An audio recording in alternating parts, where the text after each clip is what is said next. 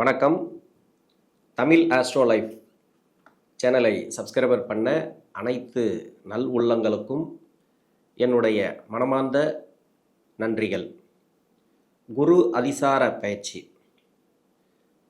தன்னுடைய நட்பு வீடாக சொல்லக்கூடிய உச்ச வீடாக சொல்லக்கூடிய கடகராசிக்கு அதிசாரமாக பயிற்சியாகி அங்கே வக்ரமாகி திரும்பவும் மிதுன ராசிக்கு வருகிறார்.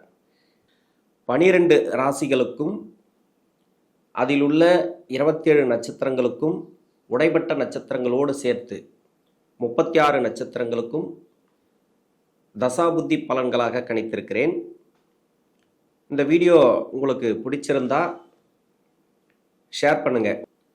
உங்களுக்கு என்ன தசை நடக்குது அப்படிங்கிறத கமெண்ட் செக்ஷனில் எனக்கு பதிவு பண்ணுங்கள். மிதுன ராசி மிருகசீரிட நட்சத்திரம், இது செவ்வாயோட நட்சத்திரம். தசா காலங்கள் 7 வருடம். என்னோட கணக்குப்படி 2 வருடத்தான கணக்கில் எடுத்துக்கிறேன். உங்கள் சுய ஜாதகத்தில் என்ன தசா புத்தி இருப்பு இருக்கோ அதை நீங்கள் கணக்கில் வச்சுங்க.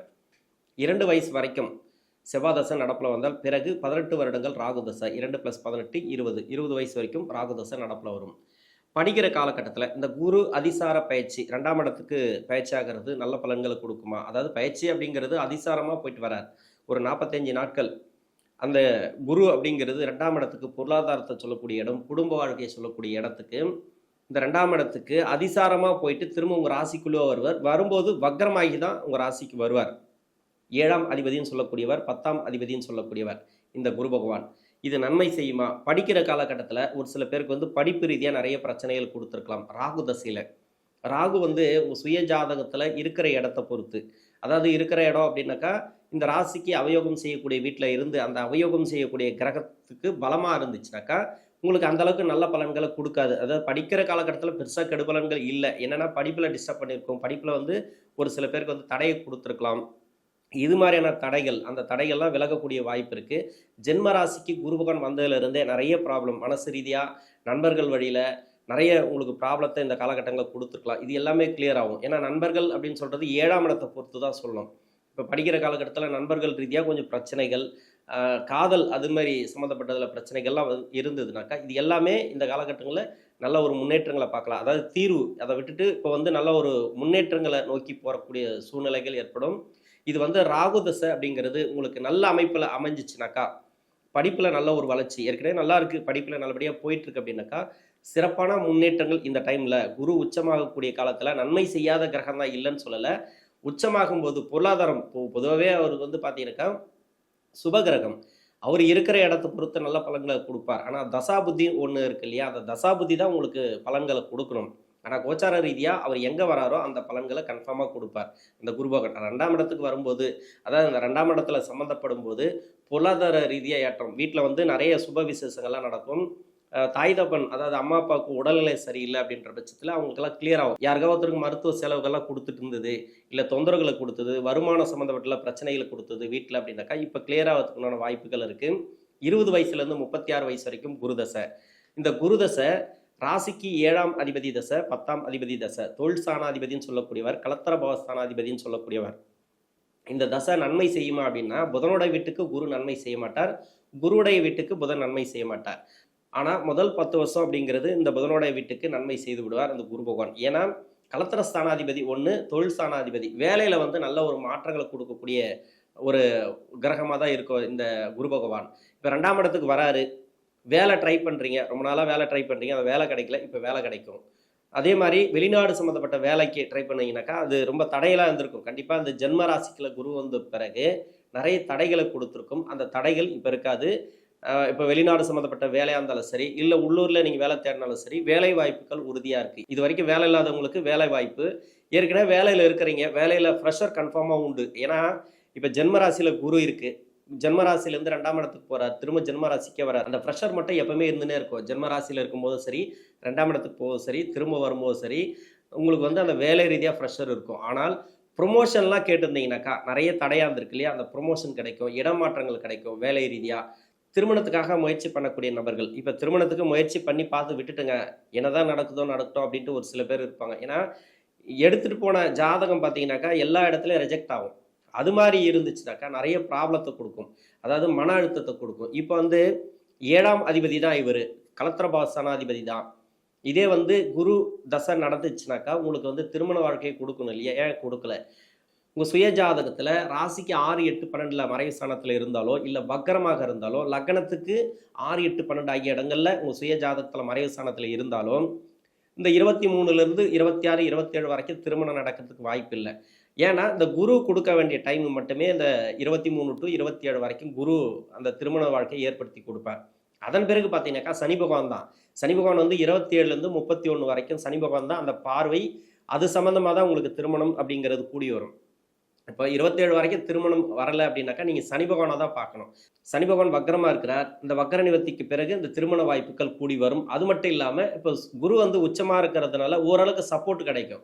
அதாவது விட்டு போன ஒரு வரன் இருக்கு இல்லையா, அதெல்லாம் திரும்பி வரதுக்கான வாய்ப்பு. ஒரு சில பேர் எதிர்பார்த்துருப்பாங்க அந்த வரன் வராதா அப்படின்ட்டு, பெண்களாக இருந்தாலும் சரி ஆண்களாக இருந்தாலும் சரி, அந்த வரன் வரும்.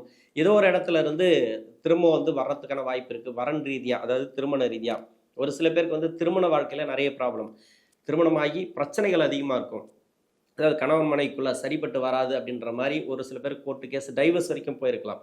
இது எல்லாமே நல்ல ஒரு முன்னேற்றங்களை பார்க்கலாம். திரும்பி ஒரு நல்ல ஒரு அனலைஸ் பண்ணிட்டு வாழக்கூடிய வாய்ப்புகள் இருக்குது. மனசு மாறக்கூடிய வாய்ப்பு இருக்குது. தவறான முடிவு எடுத்தால் கூட திருமண வாழ்க்கையில் எந்த ஒரு இப்போ பொருளாதார ரீதியாக கூட ஒரு சில பேர், தொழில் ரீதியாக கூட ஒரு சில பேர் தவறான முடிவெல்லாம் எடுத்திருப்பாங்க. அந்த முடிவுகள்லாம் மாறக்கூடிய வாய்ப்பு இருக்குது. ஏன்னா ஜென்மராசியில் இருக்கும்போது குரு பகவான் நன்மை செய்யாத குரு பகவான் இவர் நிறைய மனக்குழப்பங்களை கொடுப்பார். தவறான முடிவுகளை எடுக்க வைப்பார். திருமண வாழ்க்கையாக இருந்தாலும் சரி, இல்லை மற்றபடி வேலை வாய்ப்பு, பொருளாதாரம், அது மட்டும் இல்லாமல் தொழில் செய்யக்கூடிய இடம், இது எல்லாத்துலேயுமே ஒரு சில தவறான முடிவுகளை எடுத்து அதில் வந்து பிரச்சனைகளை கொடுத்துருக்கும்.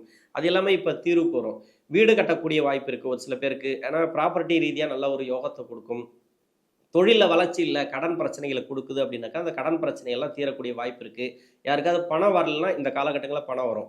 ஏன் குரு தசைக்கு வந்து இவ்வளோ சொல்கிறேன் அப்படின்னாக்கா, குரு தசையை பொறுத்த வரைக்கும் 7ஆம் அதிபதினு சொல்லக்கூடியவர், 10ஆம் அதிபதினு சொல்லக்கூடியவர். இந்த தசையில் இருக்கிறவங்க தொழில் பண்ணலாமா அப்படின்னாக்கா அது உங்கள் சுய ஜாதகம் சொல்லணும். ஒரு சில பேருக்கு வந்து தொழில் பண்ணிட்டு இருப்பாங்க, ஆனால் சரியான வருமானத்தை கொடுக்காது, கடன் பிரச்சனைகளை எதுவுமே விடும்.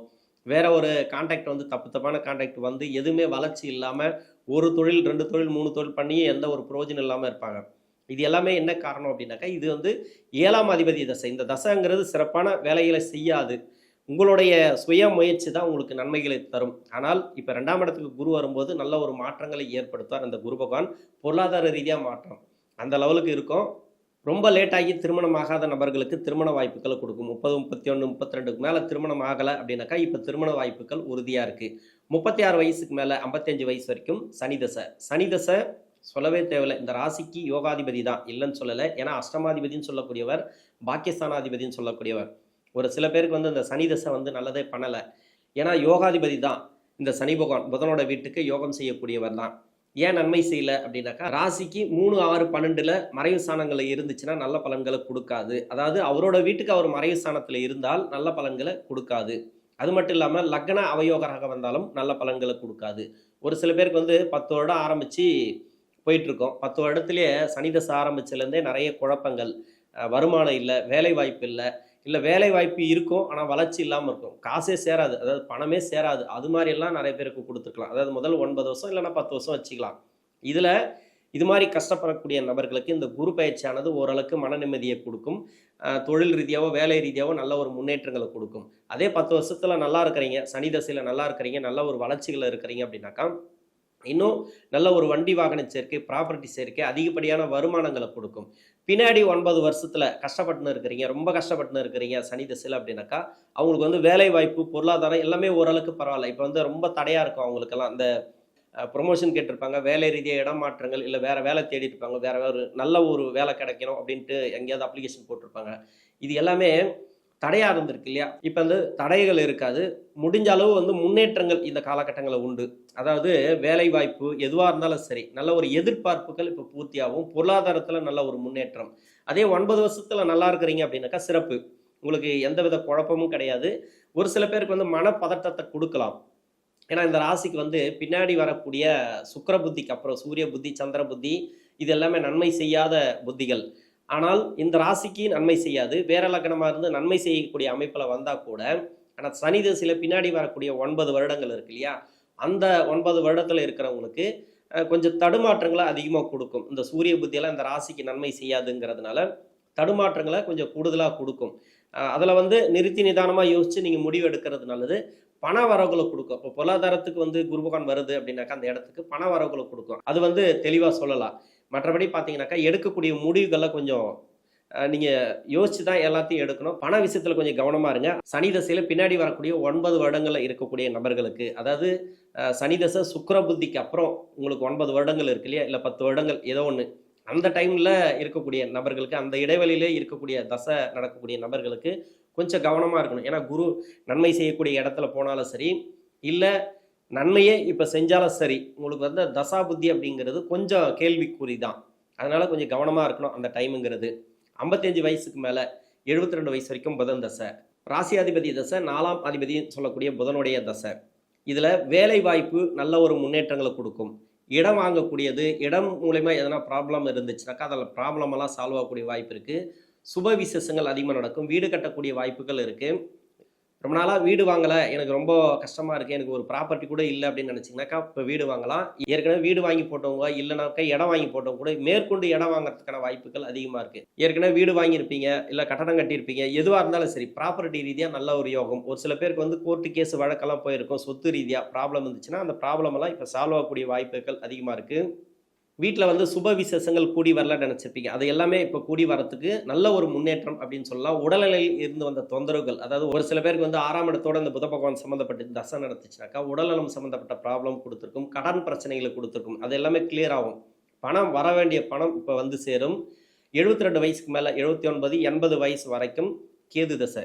கேது இது சொல்லவே தேவையில்லை, தனிமை அதிகமாக இருக்கும் இந்த டைமில், நிறைய சிந்தனைகளை அதிகமாக கொடுக்கும். ஆன்மீகம் சுற்றுலா சம்மந்தப்பட்டது இப்போ நடக்கிறதுக்கு வாய்ப்பு இருக்குது. ரொம்ப நாளாக பிளான் பண்ணியிருப்பீங்க கோயிலுக்கு போகணும் அப்படின்ட்டு, இல்லை குலதெய்வ கோயிலுக்கு போகணும் அப்படின்ட்டு, அது எல்லாமே இப்போ நடக்கும். பழைய நண்பர்கள்லாம் வந்து சேர்றது இப்போது இந்த காலகட்டங்களில் உங்களுக்கு சாத்தியமாகும். பழைய நண்பர்கள், பழைய சொந்தங்கள், விட்டு போன சொந்தங்கள் இதெல்லாம் வரும். மனசுக்கு நிம்மதியாக இருக்கும். தூக்கம் இல்லாத நபர்களுக்கெல்லாம் தூக்கத்தை இந்த காலகட்டங்களில் கொடுக்கும். 80 வயசுக்கு மேலே சுக்கிரதசை 20 வருடங்கள். இந்த சுக்கிரதசை பின்னாடி வரக்கூடிய தசை. இந்த பின்னாடி வரக்கூடிய சுக்கிரதசை அப்படிங்கிறது நன்மை செய்யுமா அப்படின்னா உங்களுடைய வாரிசுகளுக்கு சிறப்பு அப்படின்னு சொல்லலாம். இப்போது நோய் நொடி பிரச்சனைகள் எதனா இருந்துச்சுனாக்கா அந்த நோய் நொடி பிரச்சனைகள் இருக்காது.